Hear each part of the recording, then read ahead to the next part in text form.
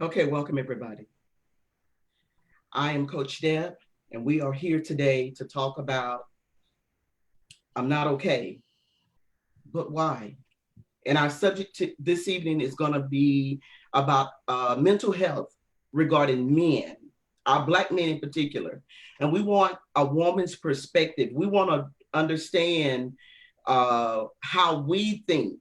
I know that there are many women out there that have an opinion as to how they're coping with raising Black boys to be Black men. Then, of course, you have the grandparents that are raising their grandchildren. They were raised in a different era, so their thoughts are different. They're still thinking about how it once was and how a whole lot hasn't changed. So tonight, ladies and gentlemen, we want you to share this podcast live. Share it on all of your social media because this is a very important conversation that needs to be had. Now, Dr. Holly started this conversation on Monday, on Motivation Monday, and he spoke on a male's perspective. We're going to talk about it on a woman's perspective, and we want you to share, in the messaging, if you have questions, if you have an opinion, we want to know about it. We want to hear about it. So right now, I'm going to welcome my beautiful panel of amazing, powerful women. Starting on my left, Lady Ashley Rogers is my co-host for Motivation Mondays. I want you to begin to share with the people. Tell them a little bit about yourself, and then we're going to move on. Hello, my name is Ashley Rogers. Some know me as Danielle. I am a mother of 5 girls and 1 boy. My husband is a pastor, so I'm a pastor's wife as well. I'm also a business owner. I'm an aspiring author, so I'm working on a couple things. I just finished my first children's book, so I'm working on getting that illustrated. So, I'm just a woman who desires to be a part of the positive change that's needed in our world today. Amen. And of course, we're going to move to Dr. Margaret. Dr. Margaret is the licensed therapist of the group. And of course, at the end of the show, she's going to announce that she's going to give 5 sessions, and it's going to go to the person that shares this replay the most. You will get 5 sessions, not the post, but the replay. You get 5 sessions, and she's going to tell you a little bit about herself and her specialty. Dr. Margaret. I am Margaret Conley. I'm gonna keep receiving that doctor every time she says it. So right. I know that PhD, you're working on it. So I'm Margaret Conley. I'm a licensed clinical social worker, and I also have my master's of divinity. I work. I have my own private practice in Smyrna, Georgia, and my private practice focuses on looking at spirituality, looking at the intersection of spirituality and emotional wellness. Primarily for African Americans or for Black people. I've really been saying Black people very hard nowadays because we have to make a distinction. People of color is overused and POC, so Black identifying people of color. Right. But I see all people who may come. So, but that is my focus. I'm an ordained minister in the American Baptist Church and crisis intervention specialist, trauma therapist. So that is what I do every day, all day. And I'm excited to be here tonight to talk about this subject. You are necessary, and we thank you for being here with us. And of course, we have the renowned Rhonda Anita. She's an international best-selling author. She does a whole lot for the community. Please share with us what it is that you do, Rhonda. Hello, everybody. I am glad to be here. Thank you so much, sis, for having me. I'm an international best-selling author 2 times in 1 week, so glory to God. Still very new. But as I said, I'm an author. I'm a mother of 2 sons, one 28 and one 10. I am a real estate agent as well as investor. I have a nonprofit that helps women and children dealing with domestic violence and sex trafficking. So we help them get to safety. We help them get any resources they need to transition while they are leaving a abuser. So our organization is called Rose of Sharon Transitional Living for Women here in Atlanta, Georgia. I too am an ordained minister and life coach with the focuses on healing. And this Thursday, which is my 45th birthday, I am launching my second book, which is called The Rebirth. It's a healing Yes. devotional for women. Yes. Wow.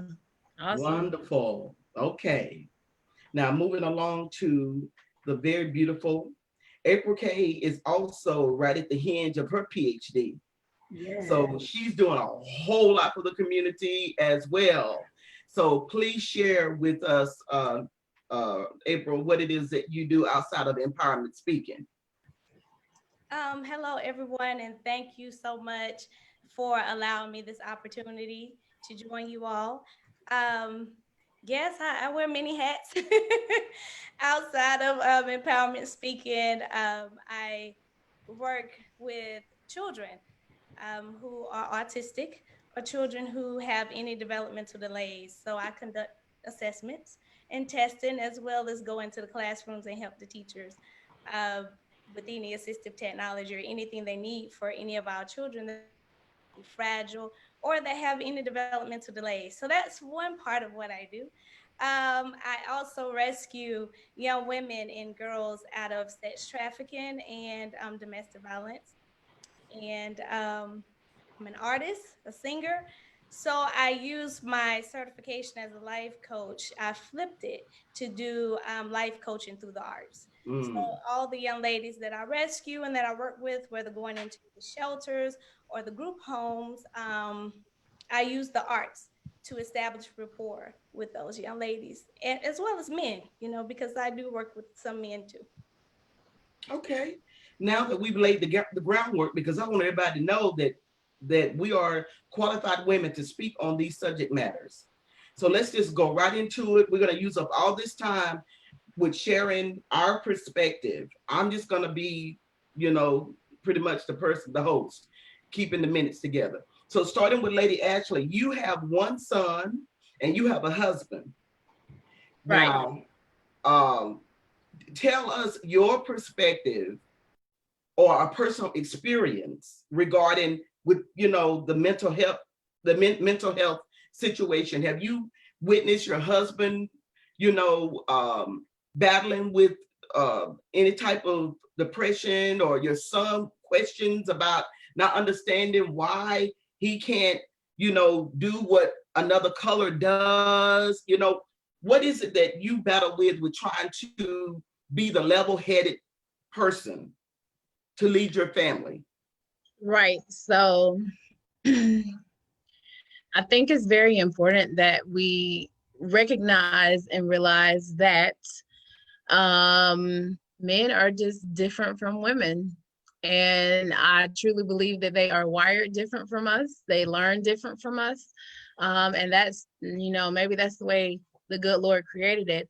I'll try to share without, I'll try to share respectfully of my husband and my son.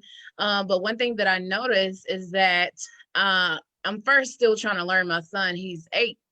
And I learned this recent past year that with COVID taking place, that my son, he learns completely different from the girls.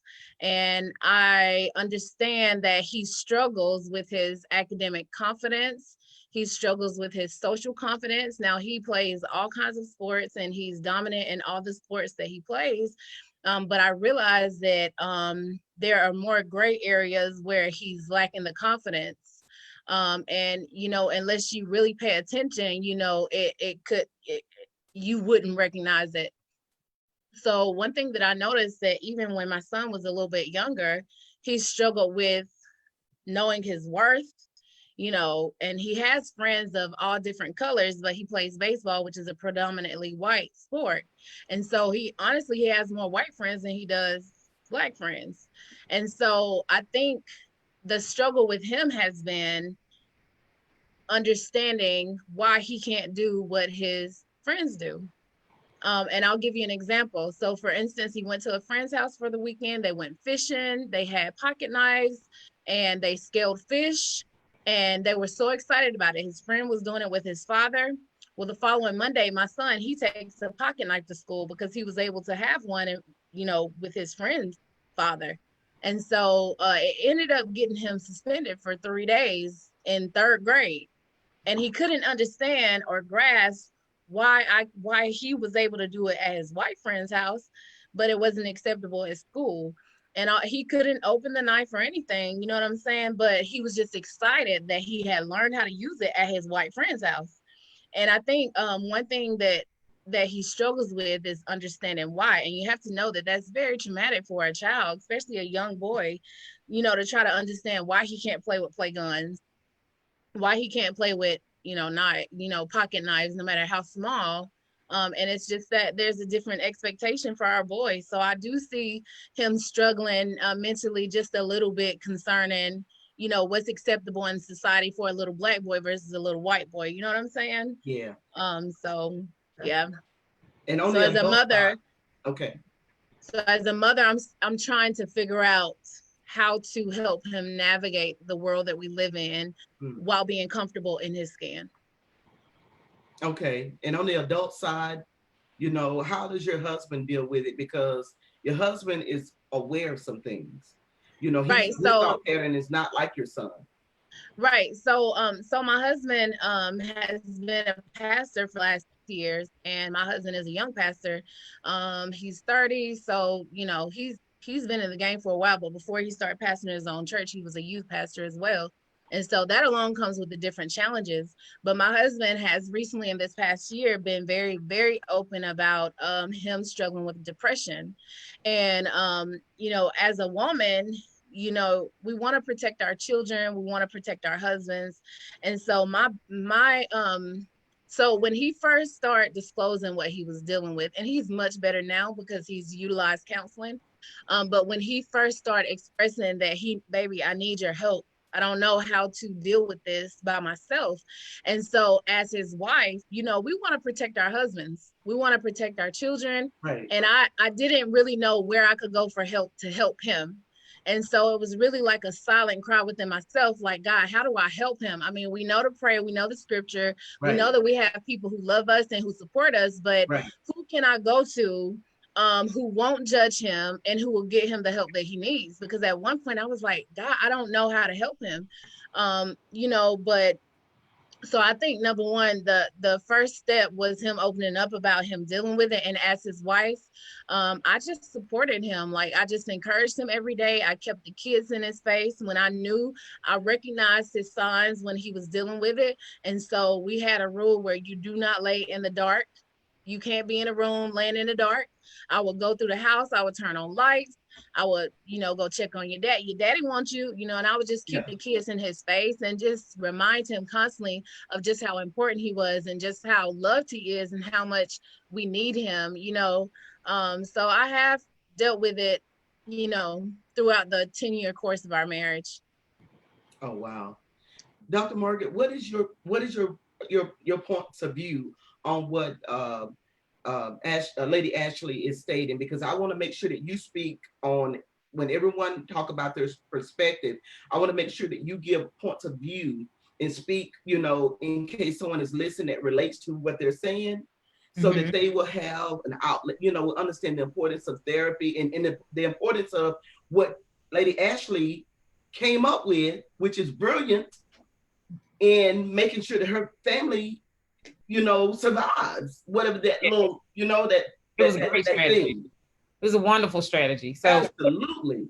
So what she spoke of sounded like what we would say as social workers or therapists is historical trauma. So a lot of people get married, but they don't know the backstory of their spouse.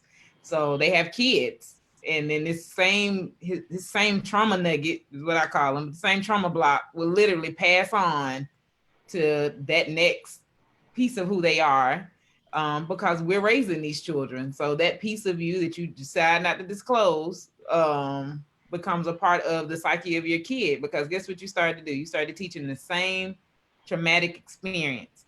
And so for Black men, that is absolutely something that's loud and is speaking loud right now.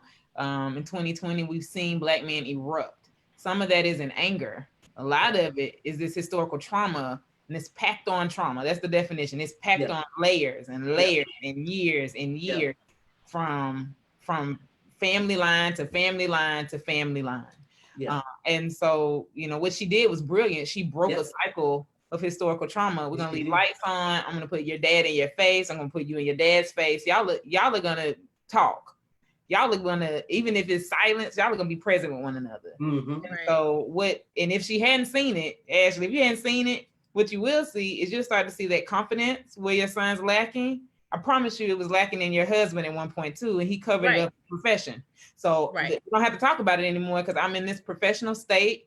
I'm in this pastorate. Well, I don't have to talk about my lacking places. Guess where it showed up? In your son. You're like, why is he feeling like that? Nobody in our house acts like that till you sat down and said, oh God, like this is where you lack too. Y'all two need to talk. And so what you'll find out is that his father figure or the male figure in his life had that same space of lack, and it's just carrying on. Nobody touched it. And so you see it a lot with Black men. The other piece that wasn't mentioned, because we try to merge these two, but they're two different things, is intergenerational or transgenerational trauma. This is generation, not your particular family, but this is layers and layers. So from 1619 to now, we have intergenerational trauma that we're seeing blow up. And so things that have not been addressed, things that keep going. I spoke the other day and someone was like, well, we're in this new civil rights movement. And I said, no, it's the same one because we didn't address the stuff from the last one. I said, it's probably the third wave of it. And of course, somebody was offended, but I said, I'll prove it to you. 1865, we had a civil rights movement. That made sense because we're coming fresh out of slavery. And then 1965, we have a re-up of the same civil rights movement because now we're fighting, instead of black codes and peonage, we're now calling it Jim Crow. And then what are we finding now? In 2020, we have this third wave of civil rights where we're not fighting, you know what it was, it's now called mass incarceration. That's exactly right. It's now called, you know, policing. And so what happens is your son probably feels the weight of that too, because in fact, he's in a brown body, he's in a black body. So here's my lack of confidence. I already have a lack of confidence that's historical. My dad had it, his dad probably had it, whatever. And now I have this intergenerational, has nothing to do with me. Wait, because it now falls on me because I'm a Black man. So I pray for mothers. I pray for Black mothers and Black women who deal with Black men, because this is where I think we got offended with Jasper Williams at Aretha Franklin's funeral. When she said she didn't know how to raise a man. He said the wrong words. I will say, this is my belief, my complete belief. I believe that Black women, my grandmother did a fantastic job of raising two Black men, but to teach them how to be men, she absolutely was aware that she didn't know how to do that. And so what she did is exactly what Ashley did. I'm gonna put your son in your face, you're gonna be in your son's face, so that he can learn how to be a man. You're a great man. You just have this thing that you're working on. Let your son work on it too, so that when he gets into his adult male state, guess what? If he has a son, we can break this. We can break this generational cycle, this curse. And guess what that will do? What kind of Black men would we have if that is how we set and started breaking things? So that's that trauma piece is where we kind of sit tonight on how Black men are suffering because nobody wants to address that. And they're doing it in silence. That's what's so deadly about this thing. We see it come out in how women are treated. With, you know, when we talk about domestic violence and sex trafficking, these are, you know, years and like you said, I'm like, these are generational. It's just erupting now. And especially, go ahead. I think it's been erupting. We're just now more aware. Okay. Right. And let me clarify, like when I was speaking earlier about my husband struggling with depression in the past, you know, one of the coping mechanisms that I would use is keeping the children in his face so that he would be reminded constantly that he's loved by all of us. And I think a lot of his depression stemmed from, just things that he had gone through in his childhood. As if we're all honest, we've all had things that we've dealt with in our Girl. Mm. Okay. Your Wi-Fi is just not acting dealt up. with them. And there's been times where we felt like we dealt with them and we have not dealt with them. So I just want to clarify that, just out of respect to my husband, Yeah. that the things that he was struggling with. And a lot of times it don't even have to be childhood things that they dealt with. A lot of times it could be the fact that so many people depend on them. My husband is a mentor. My husband is a pastor. Right now, in this moment, my husband is coaching 3 baseball teams. Not a lot. He's a provider. He's a good father, and so I think a lot of times our Black men are weighed down too with all of the obligations that they have as well. So I just wanted to clarify that. You know what I'm saying? Well, you Yeah. clarified indeed.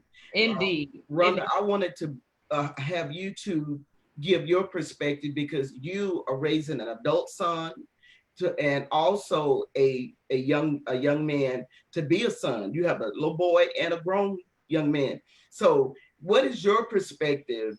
How do you deal with the signs that you recognize where your children are concerned? Because moms know their children. And as Lady Ashley was communicating how she is so attentive, to put those children before their dad, so that he understands how he's needed and he's necessary, he's wanted, he's loved. It's like all these things that children have a way of just making you feel so everything. So how do you, as a parent, how do you nurture that absence, that need that you recognize that your children are battling with as men?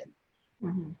Yeah, so I want to say something about Ashley, what she said with her child. Like, I went through that where my son went to my 10-year-old, he went to all interracial schools. And then this past year he started going to an all African American school. And to keep up with his mental health, I want to say something about Ashley. Oh, did y'all hear that echo? Yes. It was pretty delayed. Okay, so he went to all Black school this past year, and for the first time, I had to, when he was a little boy, like 2 years old, I started teaching him affirmation. And so every year he grew, he would do some and I would do some. We would add on. So this past year, I had to teach him everything you've been saying about yourself these past 7 years is who you are to believe about you. So what other people say about you doesn't matter. You know who you are. So just like I motivate anybody else, I do that with my kids. And so with him at 2 years old, him learning affirmations 10, he can tell you a whole paragraph. And it doesn't still neglect the fact that he's dealing with some social disconnect and how sometimes he feels like he doesn't fit in. And we just continue, his father and I continue to just tell him who he is and that he has to believe in who he is. For my oldest son, excuse me, if you don't mind me asking, how old is your youngest son? 10. Okay. Yeah. My oldest son is 28 and beautiful heart. Both of these children have beautiful hearts. But my oldest has anger issues. And I had to talk with him yesterday that a couple of things he's battling. We have a mental illness in our family, it like runs in our family. My mother suffered mental illness, and then there's other cousins and uncles who also suffered mental illness.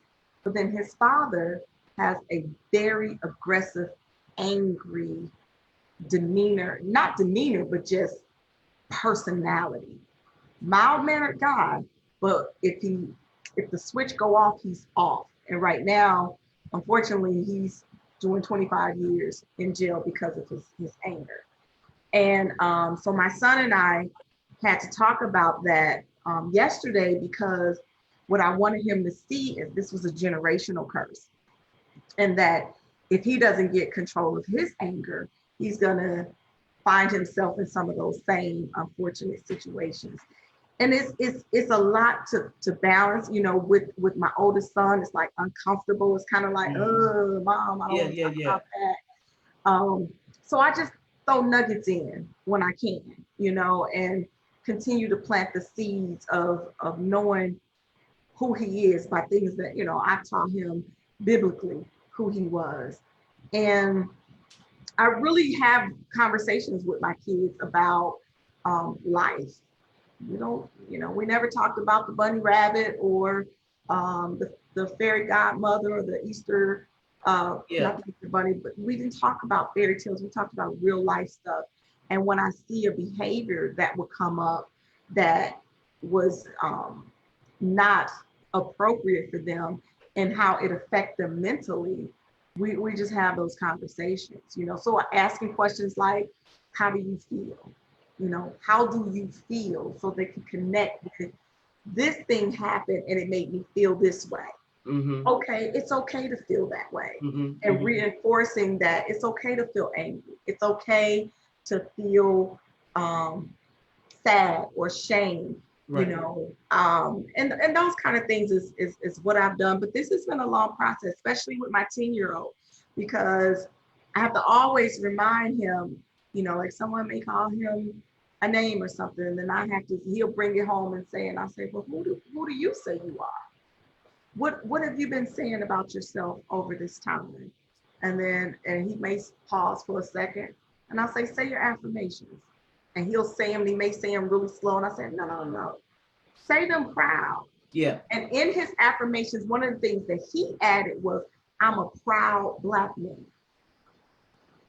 He added that one at 8 years old. And so I was like, okay. Yeah. So just kind of reinforcing that, who I believe him to be. Oh, wow. Margaret, Dr. Margaret, this is good. So, I love running strategy. I'm sorry. I just love a strategy of the affirmation piece. So that was beautiful. I want you to address where you address the anger, because that's in all of the Black men. Yes, it shows up. Not all, but some. Oh, it is. Well, not all, but I'll go where she's going. So all Black men are accused. Okay. I'm not saying that we accuse them. Let me clarify. I don't think all the Black community accused. Right. So dominant other white people see a Black man crying, see a Black man frustrated, see a Black man sad. It all comes out as functional anger. That's what you'll hear them say it. They're functioning in their anger. Okay. And so Black men over the course of time have been, their emotions have been degraded and downgraded to just that of anger. That's the only one they know.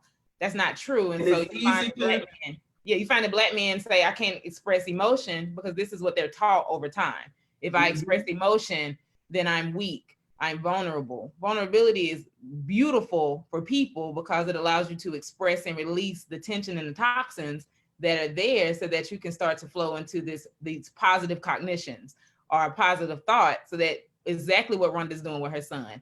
Let's get these positive affirmations on the table, not just because they're words, but because these are really who you are. So you can express self to people and it won't have to be, oh, you're just angry. No, I'm just stating the facts. Like, I'm not angry at all.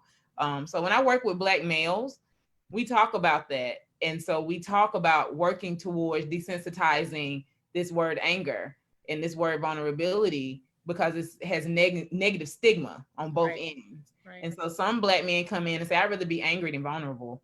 And I'm like, how about you rather just be sad because that's what you're expressing? You're really showing me sadness. Your mother just died. You're not angry. You're sad. Like, I just lost my mother. So once you get people into this space where they honor their emotions, they honor the affirmation, they begin to honor themselves in the biology of who they are, in the emotions of who they are, in their emotional state, in their social state, even in social context, they began to sit their emotions on the table and say, this is who I am. And then in the spiritual state, they literally understand that we serve a God that has emotion as well. So God is a jealous God. God is an angry God. God is a God is a joyous God. Mhm. God experiences ranges of emotion. We're made in the image of God. So if that's the case, then it's okay for me to have this emotion and be that. It's It's not okay a as a bad parent thing. for me to sit with these. It's beautiful. Right. So I have a question for Margaret, Dr. Margaret. Yeah, give it to her. So okay. So if we bring it in and you go back to, because mass incarceration and all of these things are an issue within our community. And so you see that a lot of mothers are raising children alone. And Yeah. so anybody who has multiple children, whether married or whether single or doing it by yourself, it's a task. It's very challenging. And I think what I have seen is that a lot of mothers are just trying to survive. A lot of mothers are trying to go to work.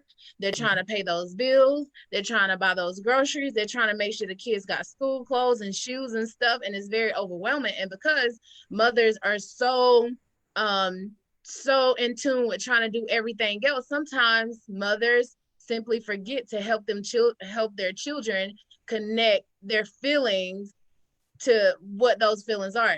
We forget to help them identify what those feelings are. So it may be like he may think that it's anger, and then you pointed out that no, you're just sad, and it could be very well possible that they just have never been taught on how to identify their emotions or what they're going through.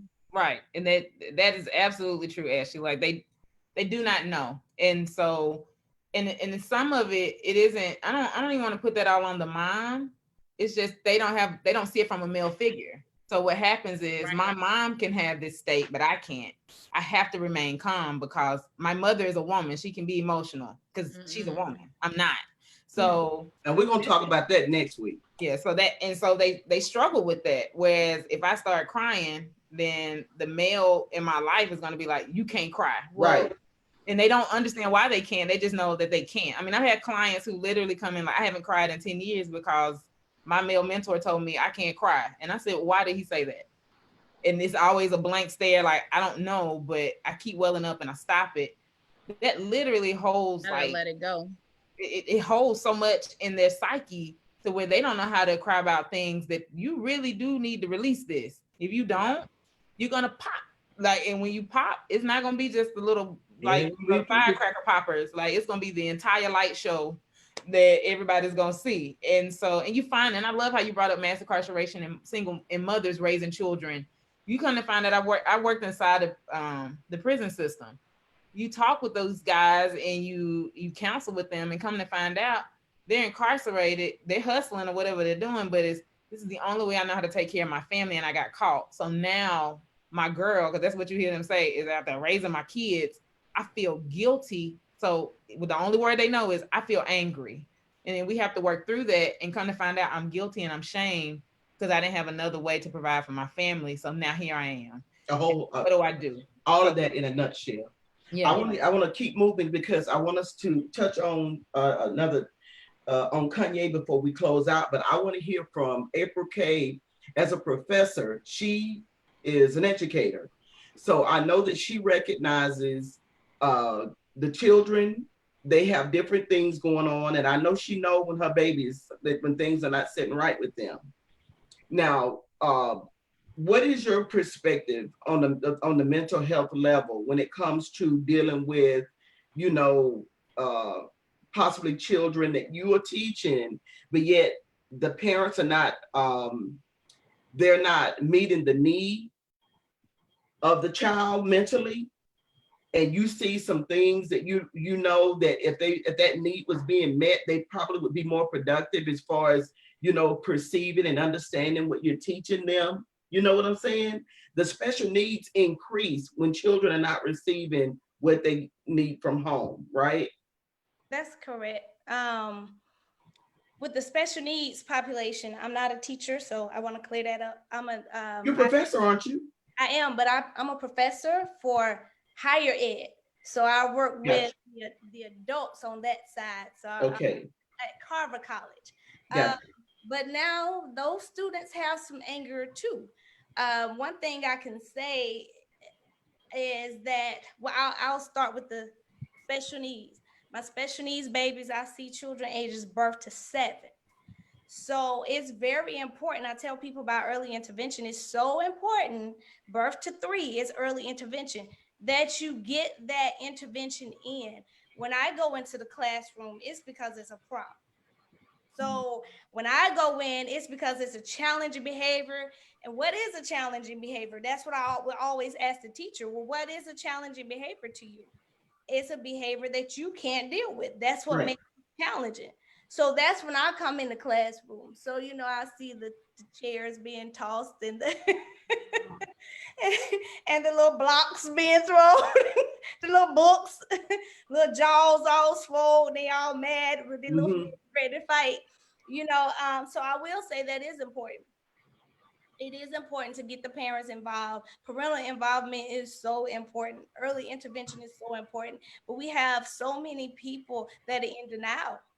They'll say, oh, well, his daddy had that. Oh, well, his daddy, he gets upset. Okay, so once again, that goes to what we just talked about earlier. And so it's their environment. So it's very important that the parents get involved, that they learn about mental health. Because Yes. what your child see at home is what they're going to turn around and bring to school. If they see, sadness, depression, anger, whatever it is, grief, because through grief you go through all of those different changes, so whatever it is, they're going to bring that to school. And it's very important that our little boys will be on a schedule, a set schedule. This is what time we go to bed. This is what time we wake up, because then it helps them to be able to create a habit as well as a routine that they can continue to carry on. So when they leave me for early intervention and then they see me again for college, they have that routine in place. Right.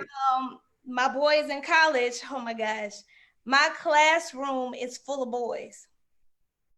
I probably have 3 girls in my class. Wow. Whole basketball team. And so,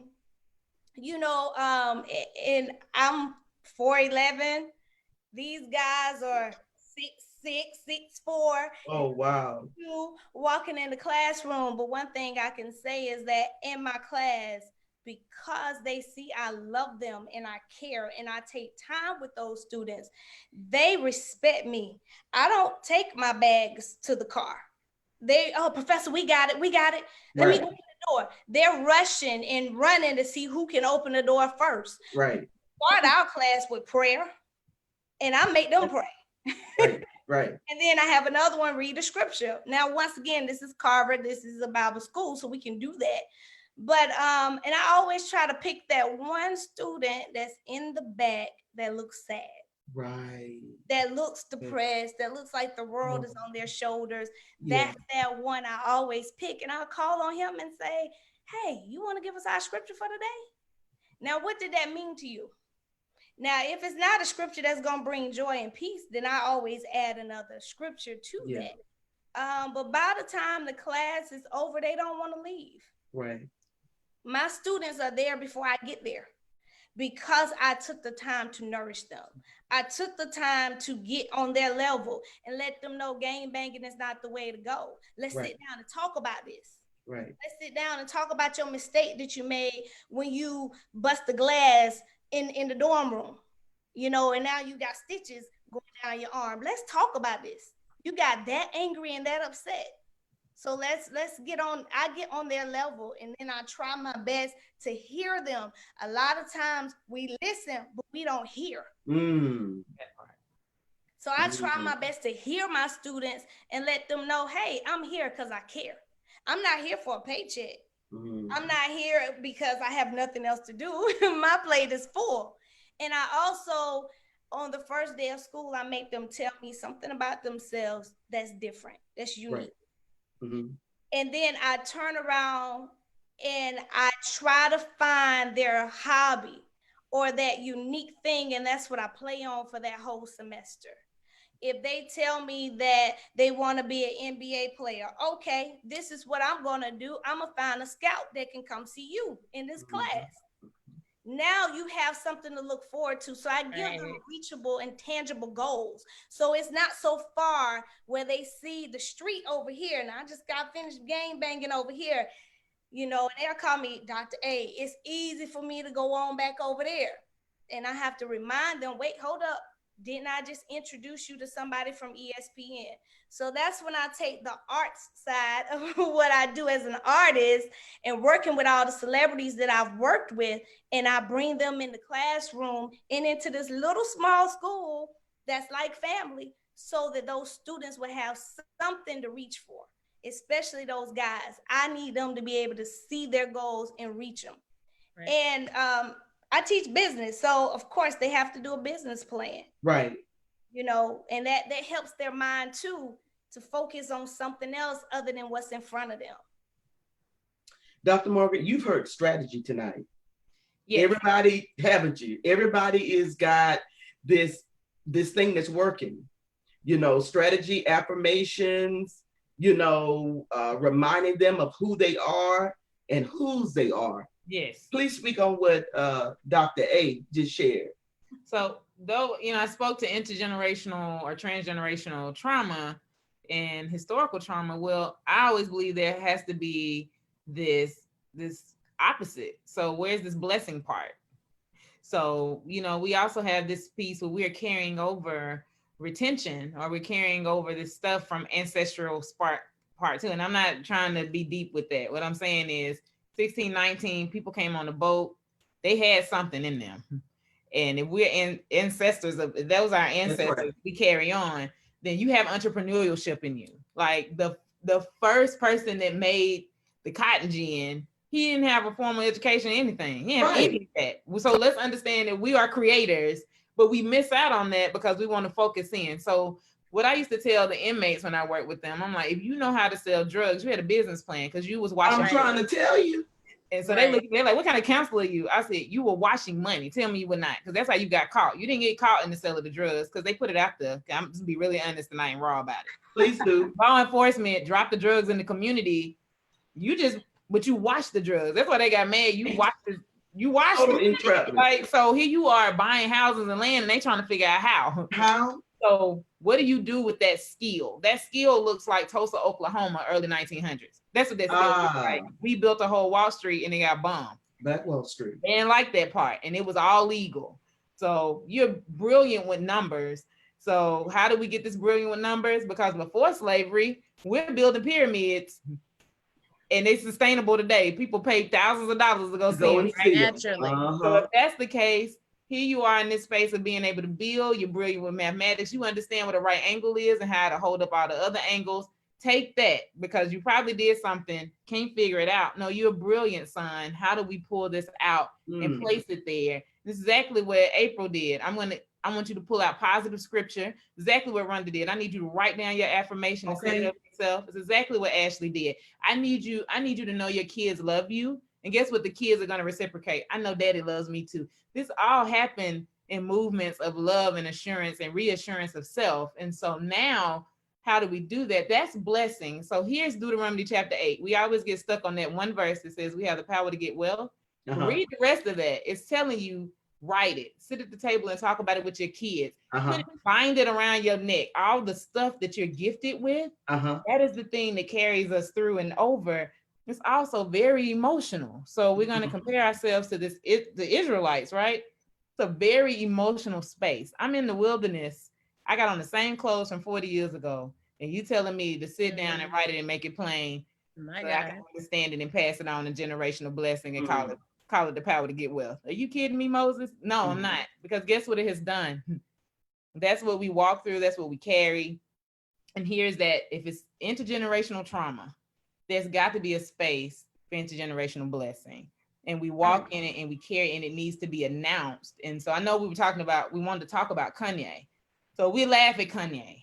But if you're a real Kanye West fan, not everybody, it hurts me. It's painful. I remember the first album. And I remember who encouraged the first album after she went ham on him about dropping out of school. She went off on him. Like, what are you doing?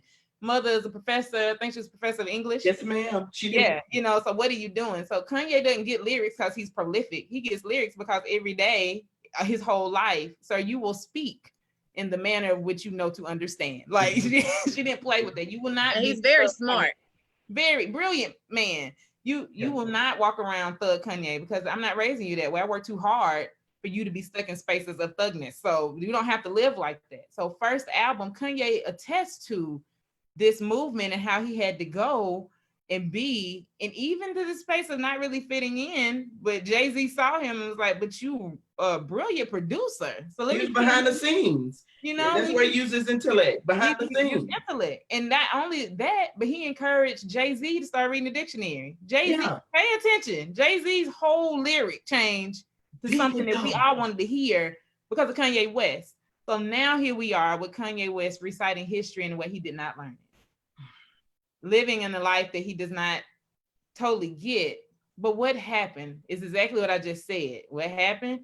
He found the way to keep trying to fit in when really he never got to a place of appreciating self. So that's the pain for me with Kanye. And that's what I didn't wanted get to talk about too. the That's affirmation. what you're talking about. Yeah, he didn't get to regarding the affirmation of self. He didn't get to it. Something, the disconnect.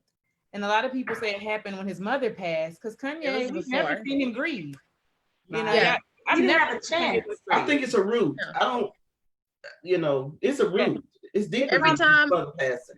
Every time I hear him speak, whether it's on the radio, whether it's on TV, I recognize a few things. I recognize that he's so smart, and that people who are in the room with him, like, they listen to him. And then I also see pain and hear pain every single time he speaks. And that pain has manifested into what they call in bipolar. It's manifested into depression. It's manifested into all these things. But the root cause of it all is pain and not dealing with those things that he's had to endure in his past. And it was before, to me, in my opinion, before his mother passed. Really? I think that some of this may have started before his mother passed, but I think that his mother passing was that, what they say, the cherry on top. Or Right. Or the cat broke the camel's back.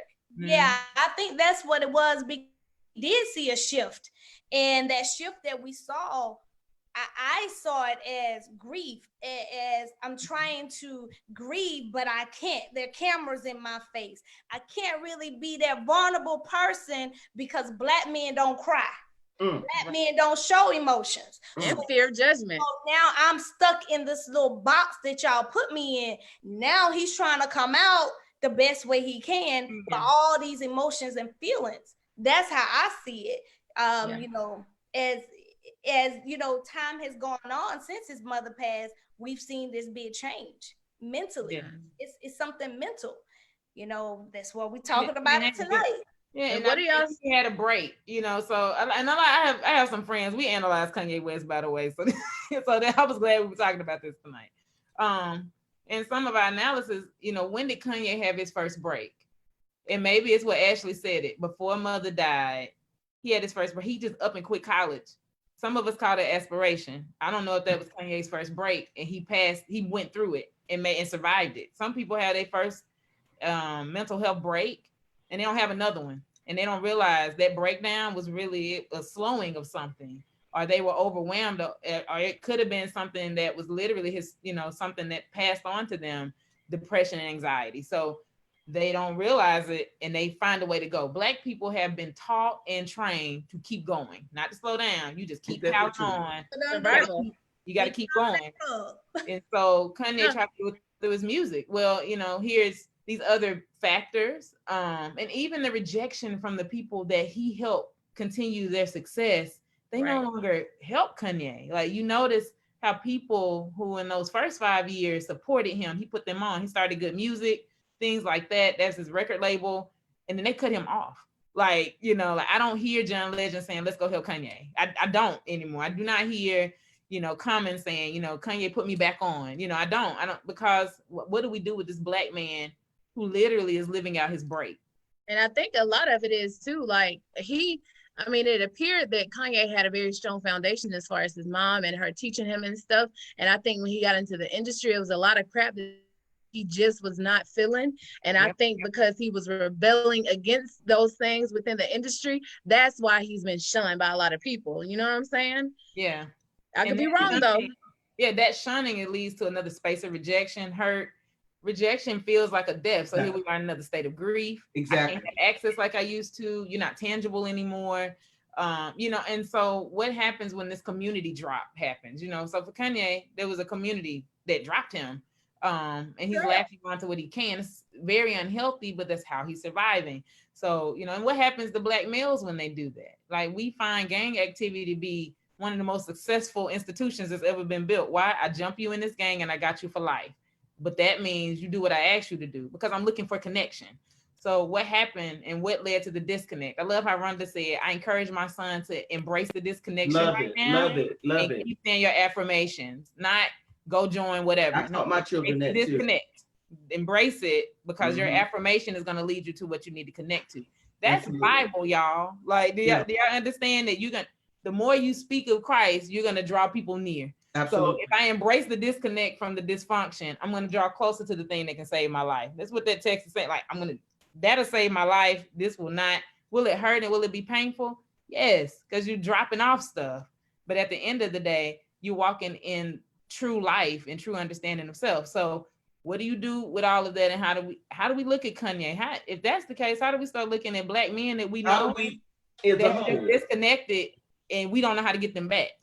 Right. What do we say about him? He's crying out for help. What do we say about him with us knowing his mental state? I mean, it's not to take away from him or his brilliance, but you know, he's professing that he's going to be a president one day.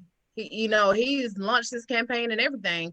Like, how scary. After the day, they won't see him that way, Sugar.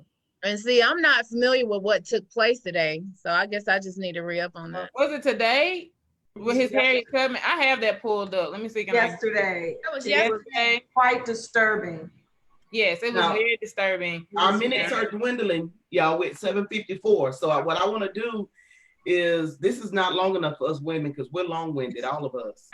I want everybody to get in at least 30 seconds with their breakdown, because see, next Tuesday is going to be women's mental health. And the Monday, we're going to have a guest. Dr. Margaret's going to be the guest for Motivation Mondays for women's mental health. So we'll be back here again next Tuesday, but we'll be talking about how we manage. We talked about our men tonight. So I want you guys to, Lady Ashley, go ahead and take this time to sum up, what you think is a great, we're going to have a guest to for the listener, for someone in your space, right? Speak to someone that's all I want you to do is speak to someone in your own space that can get some type of aid from what's working for you. Right. So at the end of the day, for the person who is struggling with depression or some type of mental illness, I first want to encourage you to know that it's okay to not be okay.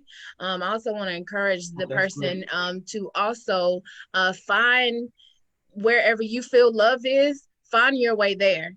Because the solution that we have all been using, the foundation of it all has been love. Love, encourage the affirmations of the kids in your face. So I encourage you to find love and to know that it's okay to not be okay, and to know that better days are ahead. Okay. Rhonda, international, two-time. No, I was actually, she took it right out of my mouth. I think Ashley and I are kindred sisters. That, like right now, I am dealing with the loss of my mother. And so when people ask me how I'm doing, I don't say I'm good. I'm like, it's not a good day. And yesterday was better. Today's not so good. Tomorrow will be better. And being okay to still own my queenship in my grief. Hey. You know what I'm saying? And so sometimes I think that people are afraid to be vulnerable and worry that people are not going to look at them the same. But Deb, you said something so powerful to me. She said, don't get offended if no one reaches out. You just look like you got it together.